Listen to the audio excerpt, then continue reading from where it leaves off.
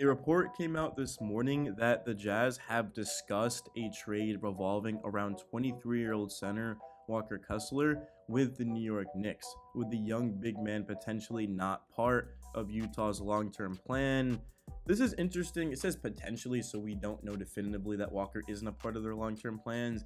This is now the second time this summer where Kessler has been linked to the Knicks, and you can tell that New York clearly is not content with going into next season with Mitchell Robinson as the starter, Precious Achiuwa and Jericho Sims as the backups. And it makes sense from a talent perspective.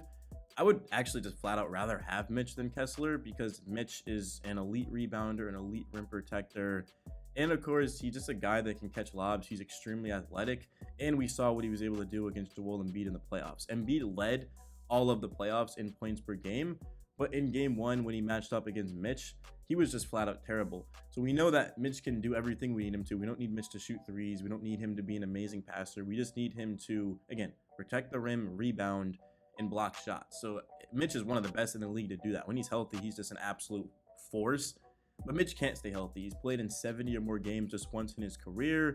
And for Kessler, last season, he's coming off of a season where he played in 64 games. So Kessler played in 64 games. He's 23, so he's a couple years younger than Mitch. He averaged per 36, 13 points, 12 rebounds, and 4 blocks. Now Kessler, is he going to play 36 minutes for the Knicks? No clue. But the fact that in those minutes he's that productive is just insane. Overall, he averaged 8-8-2 while shooting 65% from the field. The one thing for Kessler is that he can shoot the basketball, he can stretch the floor. The fact that Kessler can stretch the floor on top of protecting the rim and rebounding the basketball would make us significantly better in terms of beating the Boston Celtics, because we know the Celtics were the best three-point shooting team in the league last year. We know the Celtics can do everything: offense, defense. There's just not a lot of weaknesses, if any, to the Celtics. So for the Knicks to be able to beat them, our best chance probably actually would be Walker Kessler. And that's exactly why the Knicks, now for the second time this offseason, have discussed a trade for him. The question to me is going to be, what exactly are we giving up? In this article, it doesn't say that. It just says that they discussed a trade. So they could have been close, they could have been far off. I don't know. But what I would be willing to give up for Kessler as a Knicks fan myself, I'd be willing to give up Miles McBride. The reason is because we just don't need help at guard right now. We've got Brunson, Campaign, Tyler Kolek. Dante DiVincenzo can play the point, he can play the 2, he can play the 3, and then that's pretty much it, right? So we have a lot of guys that can handle the basketball. Kolek is more of a future guy. I don't think this season we're going to see much of him, but 2-3 years from now, legitimately, he's going to be ready, in my opinion, to back up Jalen Brunson. And in terms of just flat out losing McBride, yeah, it would suck. He's one of my favorite players on this team. But we're talking about Mitchell Robinson and Walker Kessler as our centers.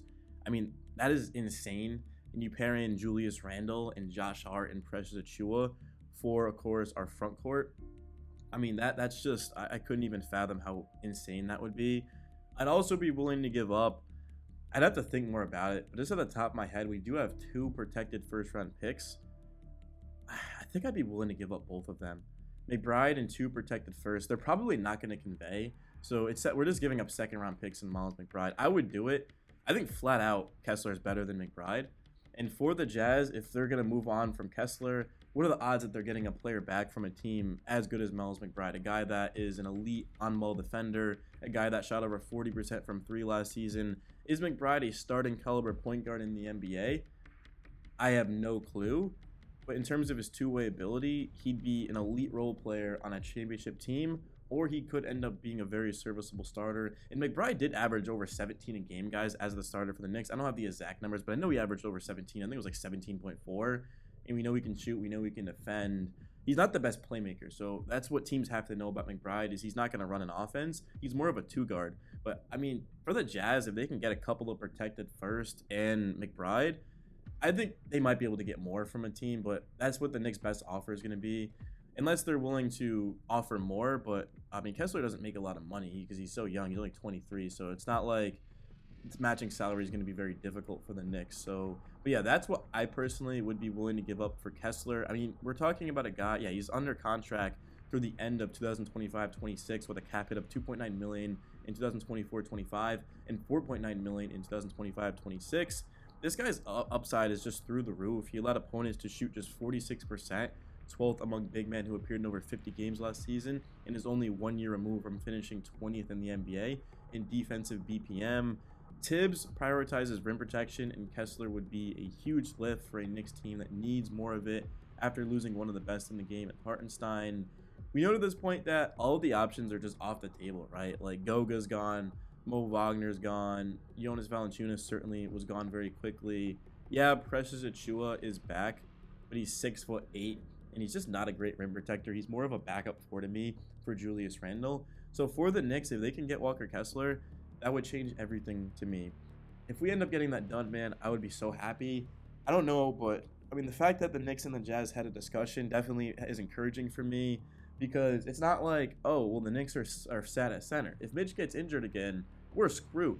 I don't know if we can win a championship without Mitchell Robinson. So if the Knicks can go out there and get a center that's as good as Kessler, that would just be incredible, because I don't think I can trust Jericho Sims and Precious Achiuwa in a man down the center position without Mitch. And even if Mitch plays in 60 games, which I think a lot of Knicks fans would take, that's still 22 games, again, without Mitch. And if we go 500 in those games, right, if we go 11-11, well, that could ultimately lose us the 1 seed.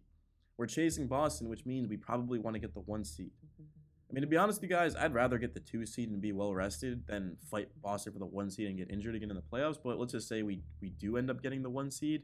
Having home court versus the Celtics, that series is probably going 7 games. Last season with a fully healthy Knicks, without Mikal Bridges, I think that series goes 6. I think now it legitimately goes 7. And if we're in New York, I mean, our chances are significantly higher. Could you imagine a Game 7 Eastern Conference Finals between the Knicks and the Celtics in Madison Square Garden? That would be the biggest Knicks game in over 20 years. I mean, the crowd, I don't even think would sit down. That would be insane. But yeah, guys, that's all I got for you. I'm gonna be real. I'm sick, so hopefully this video didn't sound too terrible. But I mean, if we have an offseason with Mikal Bridges, an offseason with Walker Kessler, re-signing Precious, of course, bringing back Jericho Sims, and outside of that, we did re-sign OG Anunoby. We got a very high discount on Jalen Brunson. Julius Randle, we're still willing to extend him. Personally, I think Randle's worth the money. I don't know if I would give him a max, just because, let's be real here. Yes, Randle is an all-NBA player, but he should take a little bit of a pay cut. Maybe not a Jalen Brunson pay cut. But if Randle just signs for the max, he's limiting our options outside of, again, like him and Brunson and OG. Mikal needs an extension. So hopefully these Knicks players take deals, because it's not like they're taking deals and the Knicks management is screwing them over. Like, no, they're going out there and adding into this roster, right? So